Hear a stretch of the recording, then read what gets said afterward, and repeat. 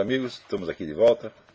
Como sempre, começamos invocando a Santíssima Virgem Maria, o Santo Padre Pio de Pietrelcina, para que roguem a Deus que nenhuma injustiça se cometa nesse programa. Antes de tudo, eu quero cumprimentar aqui o nosso queridíssimo amigo Padre Paulo Ricardo, pelo seu aniversário, e dizer que ele está intimado a comparecer aqui o mais breve possível, né?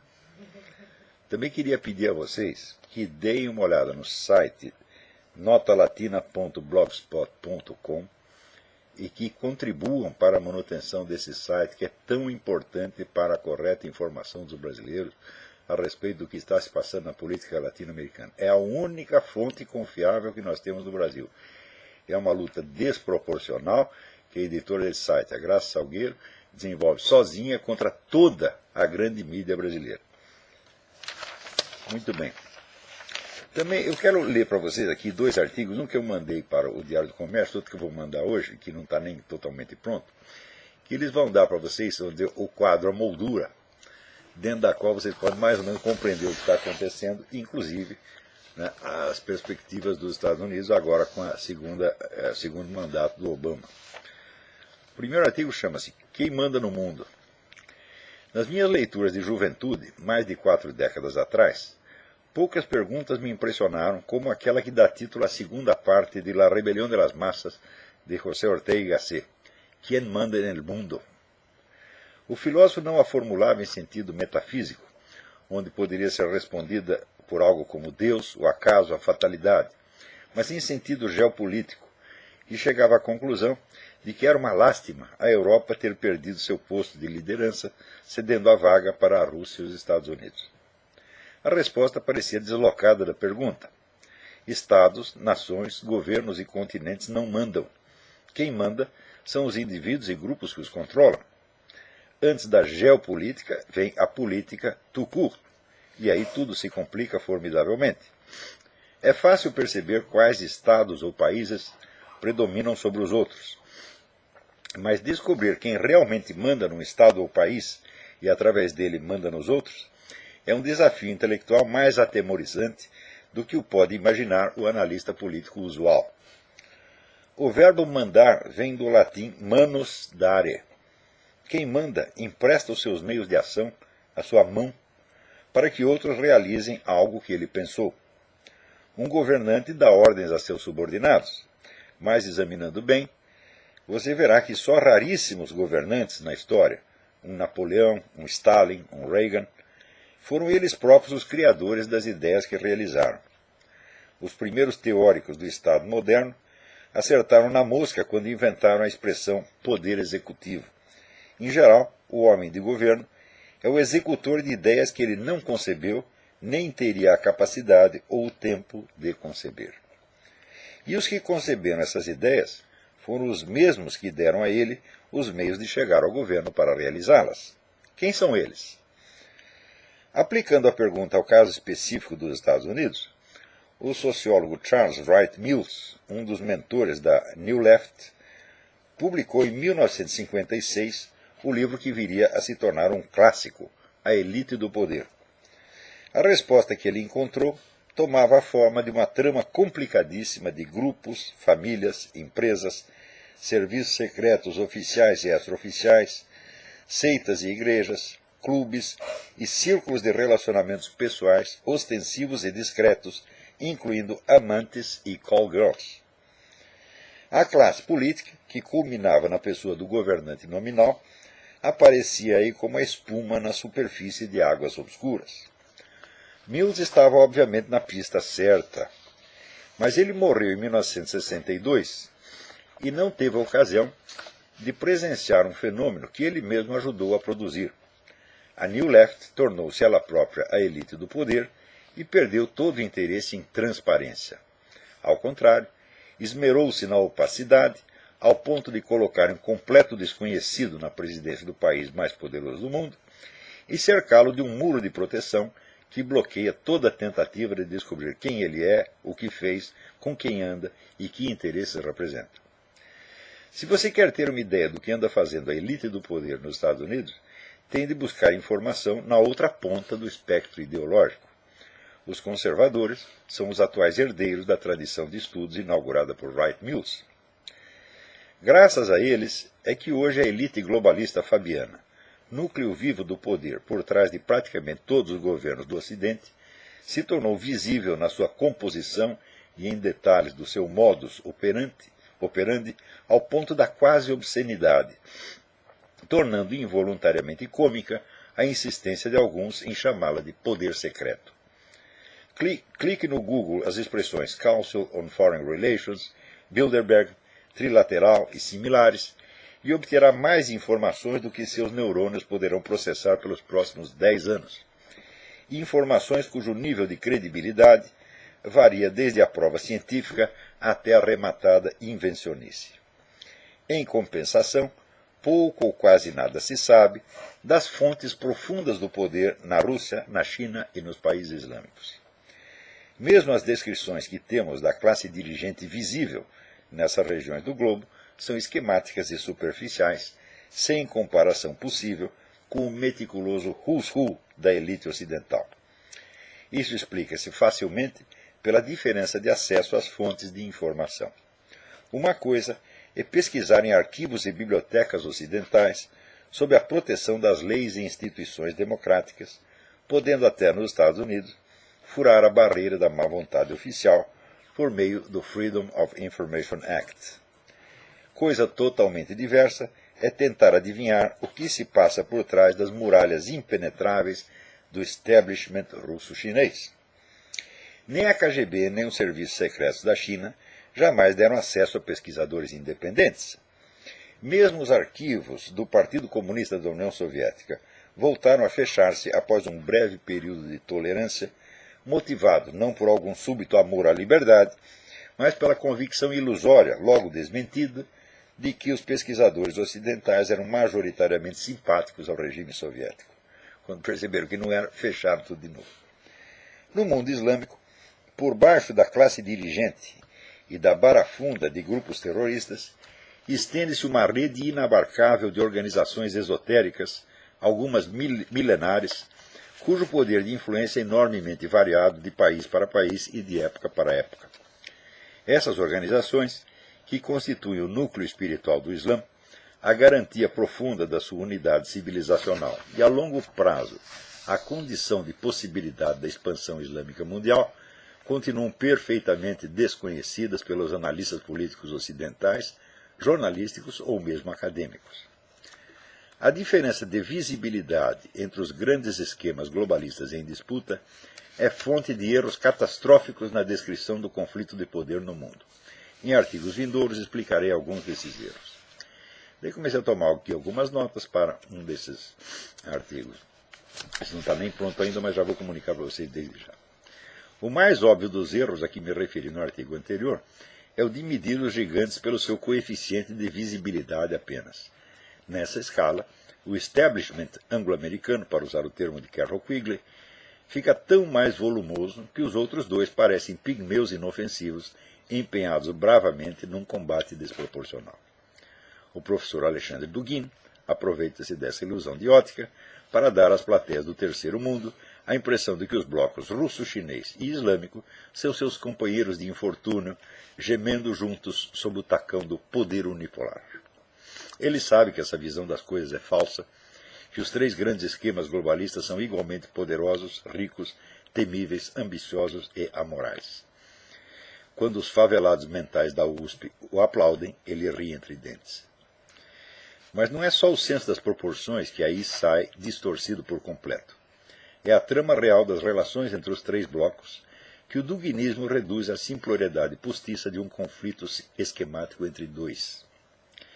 Ninguém ignora que a escolha de Barack Hussein Obama como candidato do Partido Democrata em lugar de Hillary Clinton em 2008 foi uma imposição, um diktat do grupo Bilderberg. Também é preciso ter feito o juramento de cegueira para não enxergar que durante o seu primeiro mandato o ungido do globalismo fez tudo para desbancar o dólar e debilitar a posição dos Estados Unidos no cenário internacional, pôs o seu país de joelhos ante a China e a Rússia, e tanto no Oriente Médio quanto em suas políticas de segurança interna, deu mão forte aos arautos do Califado Universal.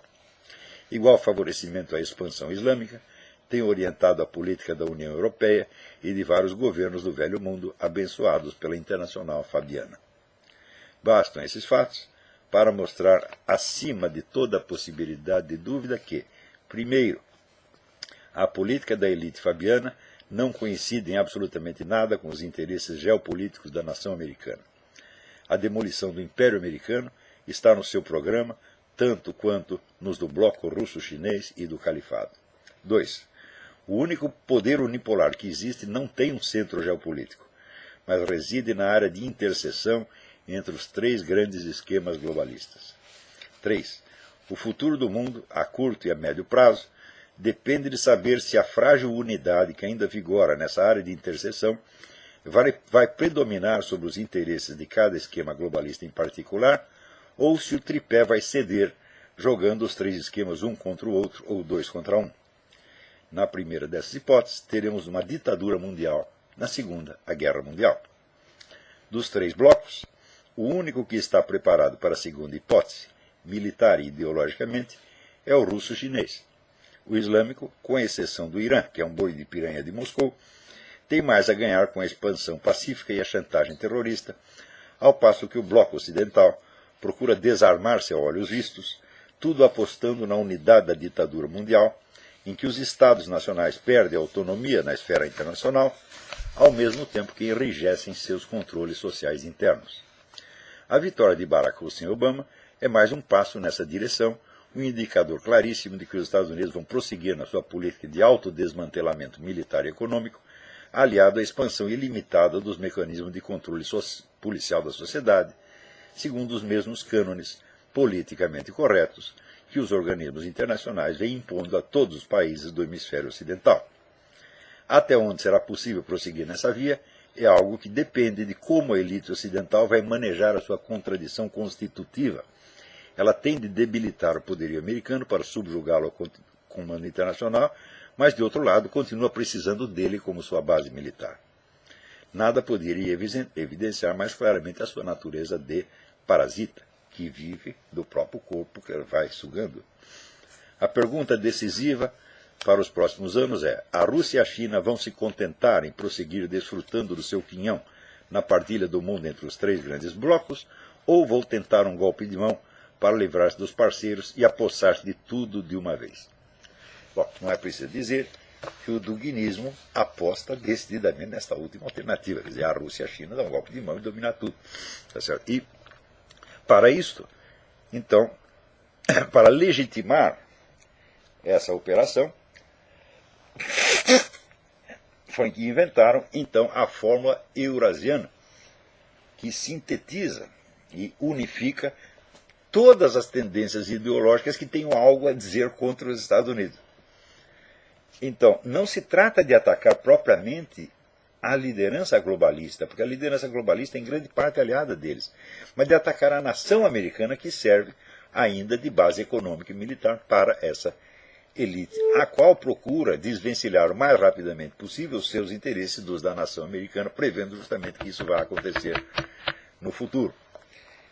Então, para obter um apoio ideológico para isso, é necessário mesclar todas as correntes ideológicas: comunismo, nazismo, fascismo, islamismo, cristianismo conservador, tudo o que existe. Tá certo? Então, né, é incrível que o Dugin vai ao Brasil e falando na USP, o ódio que aquele pessoal da USP sente dos Estados Unidos é tão extremo que eles não se incomodam em apoiar, fazer uma política que hoje se apresenta entre outros motivos da sua sustentação ideológica, a defesa de valores tradicionais do cristianismo. Quer dizer, a Rússia está procurando assumir o lugar que deveria ser o da Igreja Católica. Para isso, inventaram inclusive essa gigantesca farsa de que a consagração da Rússia à Nossa Senhora já foi feita e, portanto, a Rússia agora representa a autoridade do cristianismo universal. Eles estão lançando isso. Ora, e é baseado nisso que eles fazem dentro da Rússia aquela política de proibir propaganda gay, perseguir gay, etc, etc. E está lá o pessoal da UF aplaudindo isso. Quer dizer, o ódio que tem nos Estados Unidos é tanto que eles subscrevem qualquer coisa, mesmo que seja totalmente contrário aos valores deles. Ora, a política da Rússia e também da China, nesse caso ela sacrifica todos os valores que existem, ela neutraliza todos e equaliza todos, sacrificando tudo no altar de uma estratégia de dominação universal. Ou seja, para a Rússia e a China dominarem o mundo, para o bloco eurasiano dominar o mundo, vale a pena apagar todas as diferenças entre todos os valores, entre todas as ideias, tá certo? E sobra em cima o quê? O poder russo. A outra alternativa, é continuar como está e consolidar a ditadura universal, tá certo? Dos organismos internacionais. Tá certo? E o Obama está colocado lá precisamente para isso. Ora, as eleições aqui foram uma das coisas mais extraordinárias que eu já vi, porque você verá, quando um sujeito se torna presidente, se elege presidente do maior país do mundo, com documentos obviamente falsos, e uma vez colocado no poder, ele baixa um decreto de que ele tem o direito de mandar prender qualquer cidadão e mantê-lo preso indefinidamente, sem processo, sem habeas corpus, sem dar explicação para ninguém. Eu digo para o que falta para a plateia compreender que ela foi vítima de uma trama criminosa armada por um tirano psicopata. Falta muito para entender uma coisa dessa? Não, não falta. Agora, quando chega ao fim do mandato, veja, com o maior índice de desemprego que o país já teve desde a Segunda Guerra, com o maior déficit que já teve nas últimas décadas, com uma dívida com a China monumental, tá certo? Com a indústria totalmente em pandarecos, que ele destruiu tudo. Ele dando dinheiro, ele deu dinheiro para as indústrias se autodesmantelarem, por exemplo, deu dinheiro para a General Motors. Hoje a General Motors pertence, sabe a quem? À China. Eu vou explicar daqui a pouco. Tá certo? Ou seja, o homem fez uma desgraça para tudo quanto é lado. Além desta coisa maravilhosa de ter sonegado ajuda à embaixada, ao consulado lá em Benghazi, e ter, portanto, ajudado o pessoal da Al-Qaeda a matar o embaixador. Quer dizer, depois de tudo isso, o cara chega à eleição e sabe o que acontece? Vou dizer uma coisa, 50% dos católicos americanos votaram nele. E 70% dos judeus. Isso não tem perdão. Eu sempre disse que católico, judeu e americano são especialistas, tá certo, em afagar seus próprios inimigos e depois ficar chorando. Tá certo? Então, comprovaram mais uma vez. Quer dizer, os católicos que votaram no Obama já estão automaticamente excomungados, de acordo com o decreto de Pio XII, ratificado pelo próprio João XXIII, que diz que qualquer colaboração com movimentos comunistas e similares, tá certo, implica a excomunhão automática. Então isso quer dizer que 50% dos católicos americanos não estão mais na igreja e não sabem. Né? Quer dizer, uma situação absolutamente psicótica, louca, né? Ademais, você vê que a mídia praticamente inteira, com exceção da Fox News, a mídia americana inteira escondeu tudo a respeito de Benghazi, do que aconteceu em Benghazi, né? E amaciou tudo para o Obama de uma maneira extraordinária. E mesmo assim o outro lado teve metade dos votos. Então acontece que é evidente que o grande perdedor nessa eleição é a grande mídia, que está completamente desmoralizada, tem credibilidade zero. A metade que votou em Romney e Ryan sabe que a mídia não presta e que está totalmente comprometida. E a outra metade, dos outros 50% que votaram no Obama, metade também sabe. Estão gostando da sacanagem, mas sabe que não é coisa confiável. Então, agora, quando nós falamos dessa ditadura mundial, eu ainda não estou seguro de se o pessoal republicano e conservador aqui sabe exatamente contra quem eles estão lutando. Porque não se trata de uma divisão tradicional de forças políticas dentro dos Estados Unidos. Não, eles estão lutando contra um esquema internacional, contra um esquema globalista que pretende dominar o mundo e do qual, obviamente, o Obama é um instrumento. Agora perguntei o quanto do eleitorado republicano, para não dizer os conservadores apenas, tem clara consciência disso. Quantos deles têm clara consciência de que um sujeito que se elege com documentos falsos não tem limite para o que ele pode fazer? É realmente um psicopata, é uma força louca que está solta e pode fazer o que quiser. Ele não está aí para concorrer lealmente com o adversário, mas ele está aí para destruí-lo por todos os meios possíveis. Tanto que nesta eleição, o governo legitimou e sancionou a intimidação dos eleitores pelos Panteras Negras, sancionou e legitimou a fraude, tá certo? Além de contar com o apoio de toda a grande mídia. Quer dizer, é claro que isso é uma briga de foice. Ora, o outro lado insiste, o outro lado cai no mesmo erro que cai no Brasil, o Zé Serra. Você está lidando com um bandido, com um assassino, absolutamente desprovido de quaisquer limites, quaisquer travas morais, um sujeito que se autorizou a fazer tudo, e você quer jogar com ele dentro da regra do jogo usual, limpa e polida. Isso é impossível. É como assim, um boxeador que entra no ringue, né, armado de soco inglês, faca e revólver. E o outro lado diz, não, eu vou lutar segundo as regras do Marquês de Queensberry, porque eu não vou descer. Tá certo? É isso que faz no Brasil o Zé Serra. E por isso perdeu para o Haddad. E é isso que faz aqui os republicanos. Então, olha, primeira reação que eu vi assim, em inúmeros sites conservadores. Não vi todos, mas vi uns 30. A primeira reação deles, nunca mais vamos apoiar um candidato moderado. Porque eles estão apoiando o candidato moderado, vai fazer 10 eleições. Eles dizem, não, vão acabar com essa história. Um moderado não pode vencer esta gente.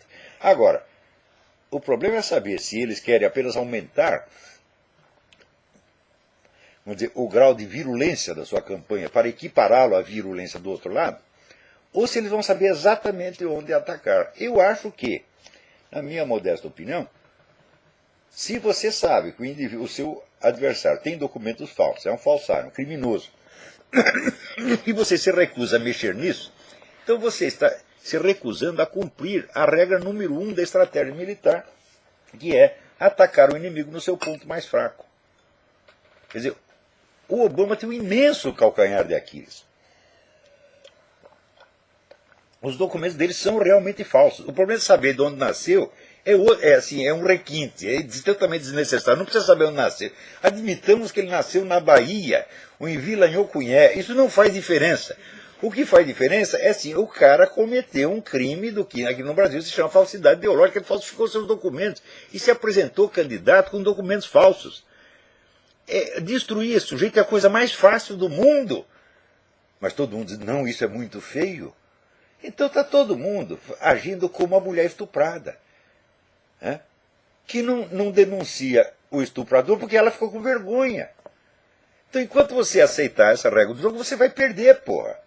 Quer dizer, o Obama pode ser destruído em 10 minutos. No tempo do McCain, para demoli-lo, era fácil, é só o John McCain chegar e dizer, olha, eu sou John McCain, está aqui minha certidão de nascimento, está aqui meus documentos militares, está aqui meu histórico escolar, está aqui meu atestado de saúde, está aqui todos os meus documentos, todo mundo conhece. Agora apresenta os seus. Era só fazer isto. Todo mundo diz, não, isso é muito feio, não podemos fazer. Falo, bom, então, é o verso do Rimbaud. Par délicatesse, j'ai perdu ma vie. Por delicadeza, eu perdi minha vida. Então, é isso que o pessoal no Brasil tem de aprender com relação ao PT. O PT é um bando de criminosos aliados, vamos dizer, a narcotraficantes, a movimentos terroristas, aliado oficialmente. Veja, o Lula presidiu a Assembleia do Foro de São Paulo ao lado do Manuel Marulanda, que era o comandante das Farc. E vem dizer que não tem aliança com as Farc. Pô, a mídia antipetista, entre aspas, no máximo, que diz, uma suspeita de aliança com as Farc. Como suspeita? Está lá oficializado. Mas ainda existem os discursos oficiais que o Lula fez, contando as suas atividades no Foro de São Paulo e a sua persistência e interferência na política externa de outros países. É suficiente para impeachment e para botar o cara na cadeia. Mas não podemos mexer nisso, nós temos que jogar limpo. Eu digo, se só um dos lados tem que jogar limpo e o outro pode fazer tudo, então o que você está chamando de jogar limpo é, na verdade, colaborar com a sujeira que é contra você. Então você é o culpado do que está fazendo. Tá certo? E essa culpa, eu digo, olha, a direita universal participa dessa culpa. Você vê aqui, em raríssimos países, você vê pessoas entendendo realmente o que se trata e até tentando entender. Tá certo? A pior coisa que existe é quando a situação mudou e você continua tentando explicá-la com as velhas categorias de pensamento que se aplicavam 20, 30 ou 50 anos atrás. Tá certo? Então, todo o bloco republicano aqui tratou esta eleição como se fosse uma eleição normal, quando evidentemente não é normal. Você está concorrendo, presta atenção, primeira coisa, você está concorrendo com um presidente em exercício que se arrogou o direito de prender você e manter você preso pelo resto da sua vida sem processo nem habeas corpus. É com esse que você está concorrendo. Quer dizer, ele tem uma arma por trás das costas que transcende toda a sua ambição de poder por 10 vidas adiante. E é com esse que você está concorrendo. É? Você está concorrendo com o cara que assistiu o ataque no consulado em Benghazi, ele estava vendo na televisão. E que recebeu aqueles apelos dramáticos pedindo socorro e não deu. Mandou todo mundo ficar, as tropas ficarem paradinhas e não interferirem. Por quê? Porque o próprio embaixador dele, que foi vítima, estava lá para fornecer armas para o pessoal da Al-Qaeda. Pior ainda, depois ele nomeia um investigador, agora queremos investigar tudo, e nomeia como investigador um cidadão chamado Thomas Pickering, tá certo? Que é um agente do governo que há tempos tinha conversações secretas com o Hamas e com a Fraternidade Islâmica, ou seja, é um parceiro, é um aliado do atacante, ele coloca esse sujeito para investigar. Quer dizer, se você vê que o sujeito está fazendo tudo isso, e você não sabe que você está ali enfrentando, né, um adversário que não tem regras, que não é um adversário, é um inimigo, na verdade, se você não sabe disso ou não quer ver isso, então, meu filho, se você quer você mesmo cortar suas 2 bolas e dar para o gato comer, não é o gato que vai te impedir, é? Então, com relação ao esquema da ditadura mundial, você vê que a menina dos olhos dessa ditadura mundial é o conjunto de regras e valores politicamente corretos que eles querem impor ao mundo inteiro a ferro e fogo. Agora, por exemplo, a União Europeia inventou mais uma. Eu recebi aqui alguém pelo Facebook, me mandou isso. A novidade da União Europeia. Livros que exibem imagens da família tradicional, pai, mãe e filhos, devem ser proibidos, porque induzem a preconceito. Então, quer dizer, a imagem de uma família não pode mais ser exibida em público. Você pensa que é brincadeira, vocês vão rir e falar, mas isso é estupidez demais. Meu filho, essa é estupidez brutal, como foi imposta ao mundo por Stalin, por Hitler, por Mao Tse-tung. Todos estes inventaram coisas absolutamente estúpidas. É? Então, que num primeiro momento, podiam até produzir risada, produzir riso. Mas que quando levados à prática, se tornam uma coisa de uma violência monstruosa, brutal e ilimitada. Isso significa, ao mesmo tempo que a União Europeia faz isso, a ONU está propondo a criminalização universal da homofobia. Ora, nós sabemos que homofobia é a palavra mais indefinida que existe. Quer dizer, se você, por exemplo, tem um acesso de fúria, você bate num sujeito gay na rua, é homofobia. Se você faz uma piadinha a respeito dele, é homofobia. E se você diz, não, casamento entre homem e mulher é também homofobia, tudo no mesmo nível. Ou seja, qualquer coisa pode ser homofobia desde que desagrade a elite gaysista. Tá certo? E se isso é criminalizado em escala mundial, o que acontece? Acontece que até você exibir uma fotografia de família se torna crime de homofobia.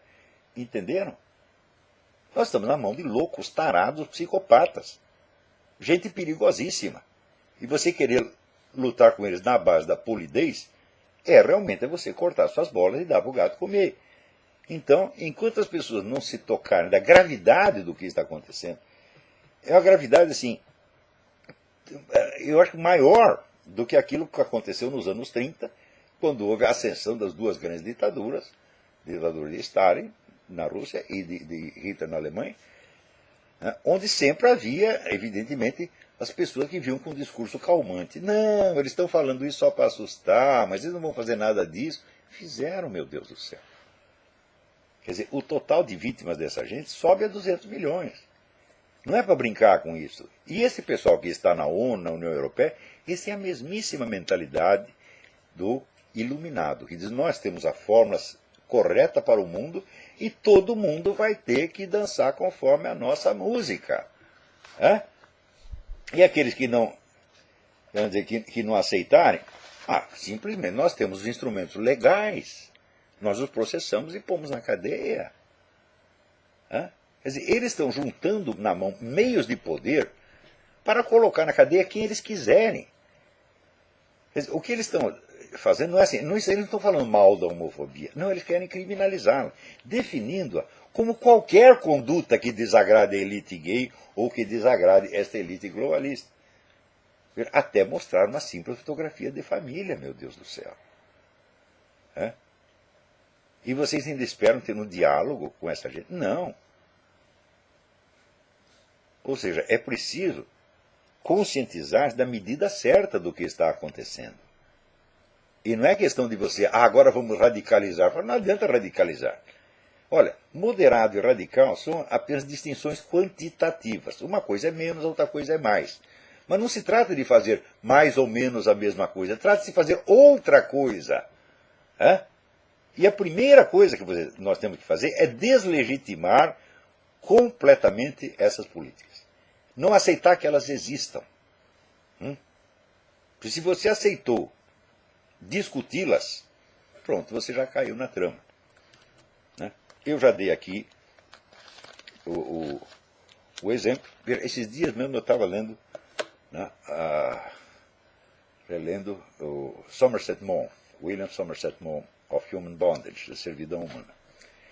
Né? É uma história de amor fracassado, o sujeito se apaixona por uma vagabunda que o escraviza e o destrói. Né? No fim, ela mesmo acaba sendo destruída.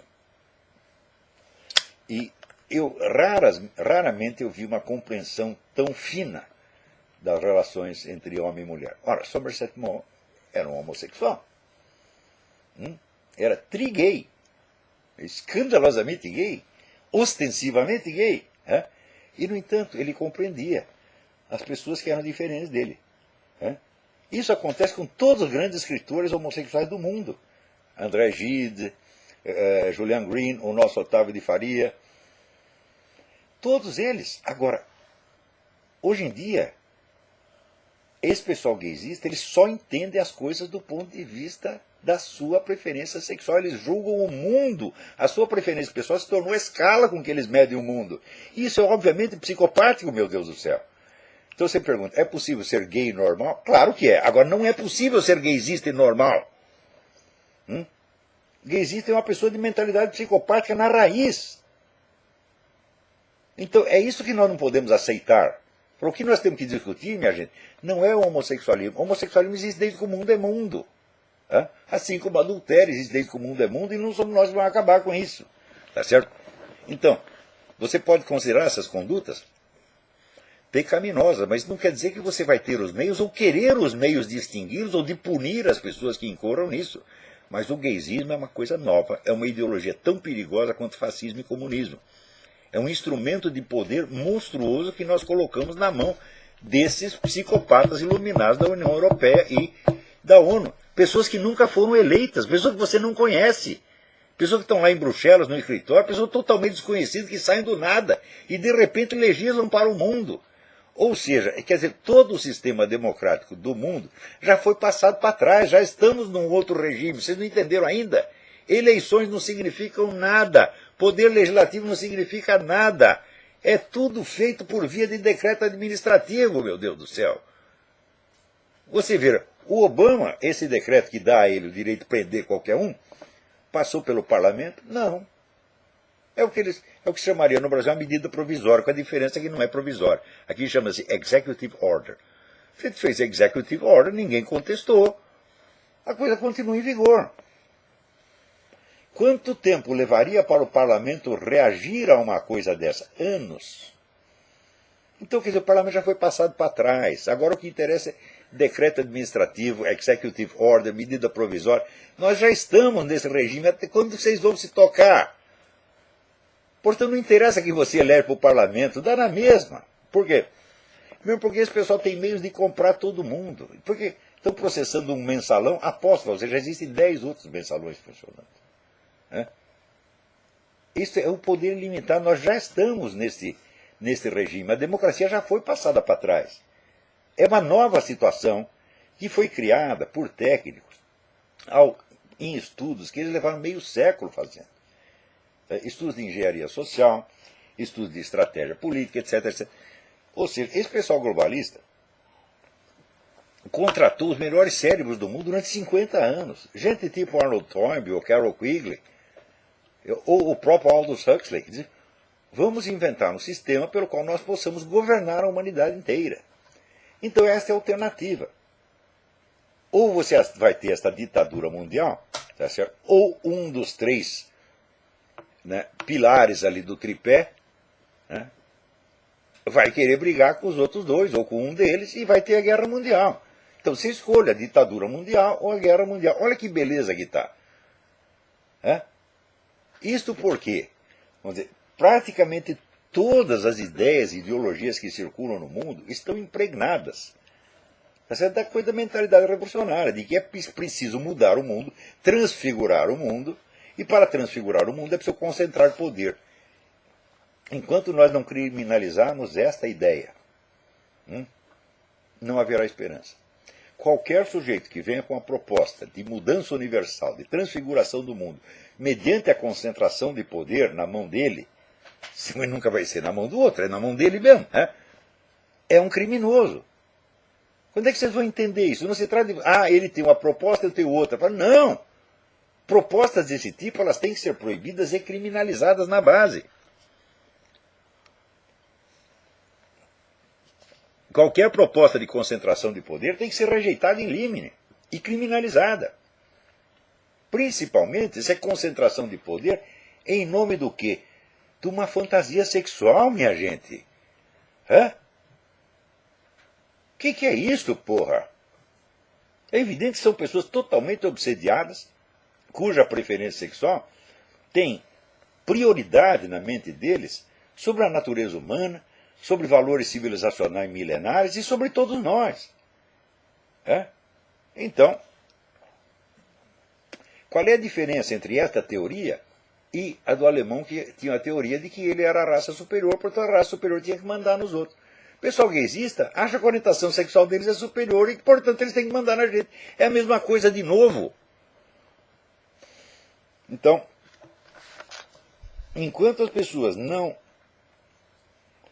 se tocarem disto, não haverá esperança. Vejam vocês, o governo brasileiro afirma que 99% dos brasileiros são homofóbicos.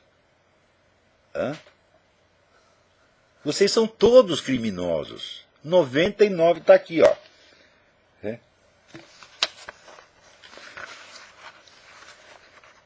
No mesmo dia que a ONU diz que quer criminalizar a homofobia,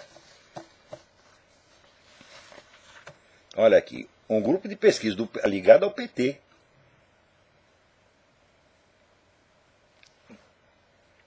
fez uma investigação e diz, eles falam assim, você concorda ou discorda dessa frase? Deus fez o homem e mulher com diferentes sexos de modo que eles pudessem cumprir seu papel e ter crianças. 92% concordaram, porque isso é verdade com relação a qualquer espécie animal. Deus fez o touro e a vaca para que eles pudessem procriar. Tá certo? Ele não criou uma terceira alternativa. A terceira alternativa está na cabeça de cada um. Tá certo? 92% concordaram. São todos homofóbicos. Então foi indo, somou. 99% de vocês são homofóbicos. E os 99% estão errados, quem está certo é o governo. Ora, a democracia não diz que é o governo do povo, pelo povo, para o povo? Você quer mais povo do que 99% da população? E sabe quanto de autoridade esses 99% tem? Zero! Quem manda é o PT e está acabado. E vocês ainda querem concorrer com ele em eleições. Chega lá o seu Zé Serra quase afagando o inimigo. E depois perde e acha ruim e fala, não, é inteiramente justo perder, porque você está se furtando à briga real. Você está concorrendo com criminosos? Eu sempre dou exemplo, quer dizer, entra um sujeito para assaltar a sua casa e você acha que o problema que há entre vocês é uma diferença de interpretação do Código Penal. Eles vão sentar, eu entendo o Código Penal assim, você entende assado, vamos discutir, né, educadamente. É assim que estão fazendo. Então esse pessoal é cúmplice do mal. Quando é que vocês vão acabar de entender isso? Será preciso, vamos dizer, que todos esses projetos que estão em andamento se consolidem, se transformem em poderes policiais em ação, para que daí vocês gemendo sob uma tirania indestrutível, né, fiquem pensando a vida inteira que poderia ter sido e que não foi. É isso que vocês vão fazer. Né? Então, olha aqui. Deixa aqui. Para cada coisa. Quer dizer que o descaramento desse pessoal não tem limite. Você vê esse negócio. O irmão do genuíno deputado José Guimarães, ele diz que após as eleições o PT vai regulamentar a mídia à força, queiram ou não queiram. Né? Ora, quem é José Guimarães? É aquele cujo assessor foi preso com o dinheiro na cueca. É um sujeito que devia ter ido para casa. Na mais brandas hipóteses, devia ir para casa e calar a boca por resto da vida. Né? É um sem vergonha que está sujo até o último fio de cabelo e sai cagando regra e querendo, né, ditar agora as normas da mídia. Agora, para você ver, existem 5 ou 6 colunistas na mídia brasileira que não são conservadores, não são de direita, apenas criticam essa roubalheira petista. Tá certo? Daí aparece, né, no jornalismo petista, vermelho.org, etc., etc., o ódio da mídia conservadora contra nós. Então quer dizer que 5 ou 6 colunistas agora são os potentados da mídia, né, e estão oprimindo o coitadinho do PT, perseguindo o PT. Quer dizer, uma voz que fala contra, para eles já é uma opressão fascista. Agora, quando eles querem meter todo mundo na cadeia, tá certo? E imperar como se fosse Gengis Khan, Átila Uno, Júlio César, não é opressão, não, é democracia. E quem é que não percebe que nós estamos realmente discutindo com psicopatas? E quem é que não percebe que assim não vai dar? Agora, o fato de que aqui o Romney tenha conseguido metade dos votos contra toda a mídia já é um negócio assim espetacular. Quer dizer, esse pessoal tem força, só não sabe usar a força. Eles não batem no ponto fraco do adversário. Eles encobrem o ponto fraco, colocam lá uma atadura, tá certo? E vão bater onde não dói, porra. Assim não dá. Agora, e esse pessoal católico e judeu que votou em Obama? Falou, vocês não têm vergonha nas suas caras, vocês são um bando de filha da puta. Vamos falar o português claro, porra. Quer dizer, os católicos traindo a igreja, os bispos chegam lá e diz, olha, não se pode votar em candidato abortista. Isso aí é contra a lei da igreja. Os caras vão lá e votam. Né? E os judeus estão vendo o que Obama está fazendo com Israel, está fazendo tudo para ferrar e para ajudar os inimigos. E mesmo assim vai lá e vota no filho da puta. Bom, como eu disse, quer cortar suas bolas e dar para o gato comer, o gato aqui não vai reclamar. Tá certo? Mas as bolas são suas, o cu é seu, tá certo?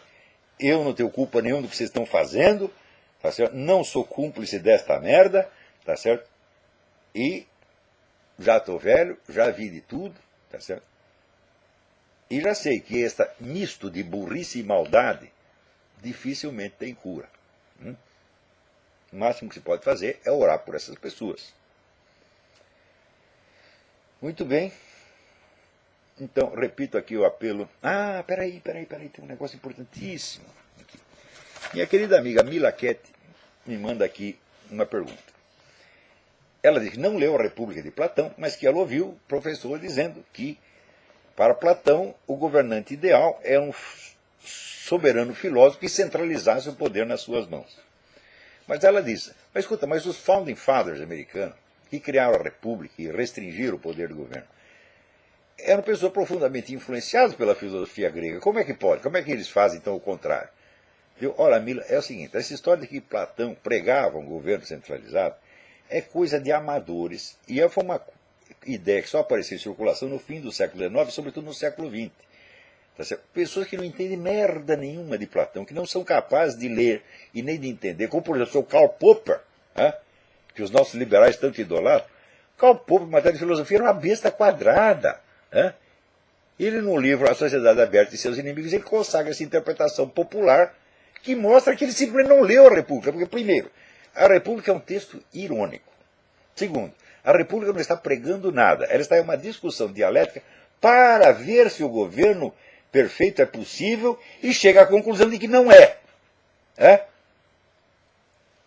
E você vai dizer que isso é pregar o governo, isso é um programa de governo? Mas só quem não sabe ler, porra. Então, isso aí foram amadores e palpiteiros, como o Sr. Karl Popper, que botaram em circulação. Verdadeiros estudiosos de Platão, que conhecem o texto a fundo e conseguem entender, como, por exemplo, Paul Friedlander ou Eric Wegener, entendem claramente, falam, não, peraí, o texto é irônico e a finalidade dele é mostrar, vamos inventar aqui o governo mais perfeito e indestrutível possível, mesmo esse cairia. Transformar isso numa proposta de utopia é entender exatamente ao contrário, meu Deus do céu. Então, Mila, não se preocupe, não. Os Founding Fathers, se leram Platão e depois criaram a República, é que eles entenderam Platão um pouquinho melhor do que o pessoal veio a entender no século XX. O pessoal não. Esses amadores palpiteiros metidos. Karl Popper entendia um pouquinho de método científico. Um pouquinho. Agora, quando entrar em filosofia grega, era um amador, não sabia nada do que estava falando, era melhor ter calado a boca.